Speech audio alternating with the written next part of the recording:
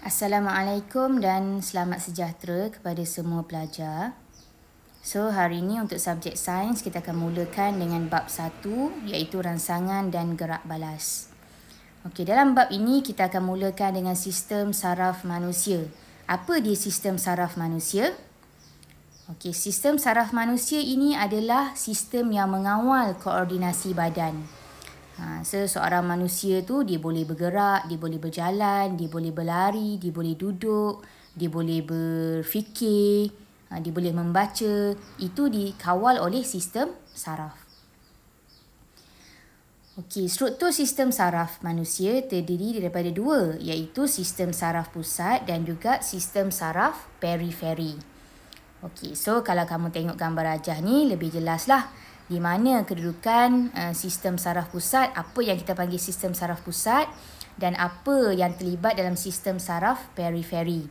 So, sistem saraf pusat terdiri pada otak dan saraf tunjang, manakala sistem saraf periferi terdiri pada saraf kranium dan juga saraf spina. So, saya nak kamu perhatikan di mana kedudukan saraf kranium dan di mana kedudukan saraf spina. So, kalau tengok pada gambar, saraf kranium berada di bahagian atas leher manusia dan manakala saraf spina berada di bahagian bawah leher manusia. Dia bersambung dengan saraf tunjang tu. Okey, seterusnya, apakah fungsi sistem saraf manusia? Okey, so yang ni pentinglah untuk mengesan rangsangan dan seterusnya menghantar maklumat dalam bentuk impuls. So, organ mana yang mentafsir maklumat ni? So, bahagian otak. So, otak akan mentafsir impuls tu dan akhirnya menghasilkan gerak balas yang sesuai.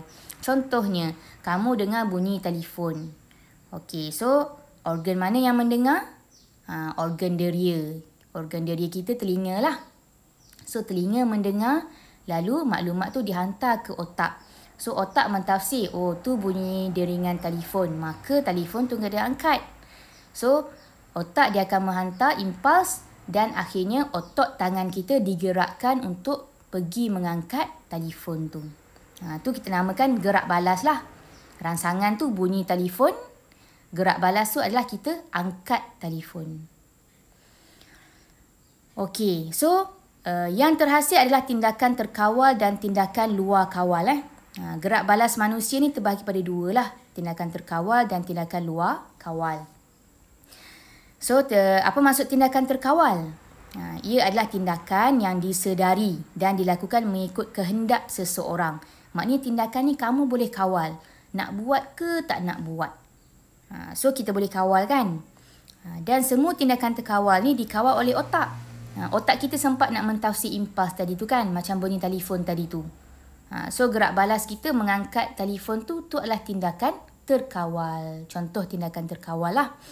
So, antara lain contoh tindakan terkawal termasuklah membaca, menulis, bercakap, makan, minum, berjalan, berlari dan bersenam. Ada tak orang tiba-tiba dia bangun, dia berlari tanpa dia sedar? Kalau kita cerita pasal sleepwalking, mengigau tu lain. Ni tiba-tiba dia rasa tanpa sedar dia berlari. Tiba-tiba dia bangun bersenam. Tak ada sebab itu semua adalah tindakan yang kita boleh kawal. So, tindakan terkawal dikawal oleh otak. Okey, ni gambar ni menunjukkan contoh-contoh tindakan terkawal lah. Kita bersenam, kita makan, kita bercakap dengan kawan-kawan, kita membaca, kita menulis, kita berlari. Ada ke yang tiba-tiba makan tak sedar, tiba-tiba saya makan? Tak ada semua tu adalah tindakan yang terkawal.